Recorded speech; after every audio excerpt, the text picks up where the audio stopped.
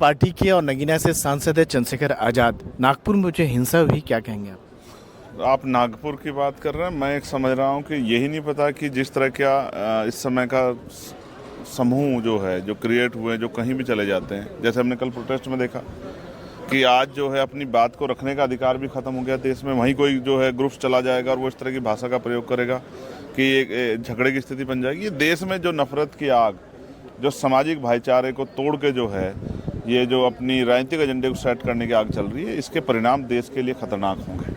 नागपुर में जो है उसके लिए सरकार जिम्मेदार है। जब इस तरह की चीज़ें पनप रही हैं तो हमारी खुफिया तंत्र क्या कर रहा है, और जब खुफिया तंत्र फेल होता है तो सरकार फेल होती है। तो मैं ये कहूँगा कि जिसने भी, चाहे वो इस पक्ष का इस पक्ष का, इस तरह की घटना को कारित करने का, अफवाह फैलाने का काम किया, उन पे इतनी सख्त कार्रवाई हो कि दोबारा कोई इस तरह का प्रयोग ना करके देखा जाए।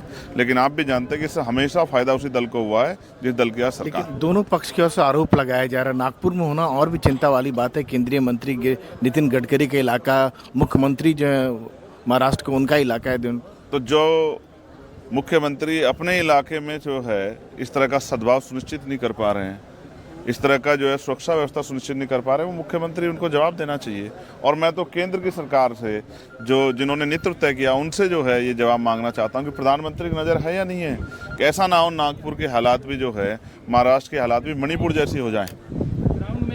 ये बहुत चिंता का विषय है और मैं इसमें ठोस कार्रवाई की मांग करता हूँ। मगर मैं आपका ध्यान आकर्षित करूँगा कि जब दुनिया अंतरिक्ष की तरफ जा रही है, सुनीता विलियम्स वापस चल पड़ी हैं लौटने के लिए अंतरिक्ष से, और हम जमीन के 2 गज नीचे जा रहे हैं। 2 गज नीचे जाके हम क्या खोदना चाहते हैं, जबकि संघ प्रमुख भी बयान दे चुके हैं कि भाई सारी मंदिरों में, मस्जिदों में मंदिर मत ढूंढो, ये ठीक नहीं है। तो ये किसके आइडियोलॉजी पे हो रहा है? जो आपने समूह बना के खड़ा किया था, आज ये उस विचार का परिणाम है जिससे देश जूझ रहा है।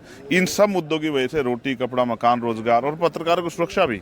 आपको याद है राघवेंद्र वाजपेयी, पत्रकारों की सुरक्षा क्या होगा? जो पत्रकार जब अपना जीवन संघर्ष पूरा कर लेंगे अपनी पत्रकारिता का, तो उनकी पेंशन का क्या होगा?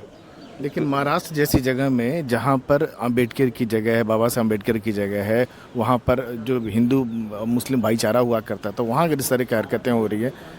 आपको याद है, अगर आपने देखा हो गणपति उत्सव, अगर आपने देखा हो तो बहुत बड़े पैमाने पे हिंदू और मुसलमान मिलकर बनाते, ये देखा गया है। लेकिन आज क्या हो रहा है और ये कौन कर रहा है? क्या ये नया महाराष्ट्र है?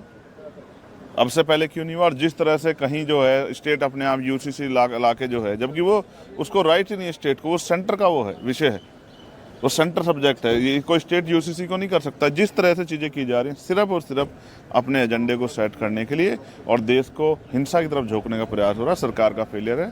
केंद्र सरकार जो है और हमारे प्रधानमंत्री जी, वो जवाबदेही सुनिश्चित करें कि मुख्यमंत्री क्या कर रहे हैं। ये थे चंद्रशेखर आजाद। नई दिल्ली से राजीव रंजन, NDTV इंडिया।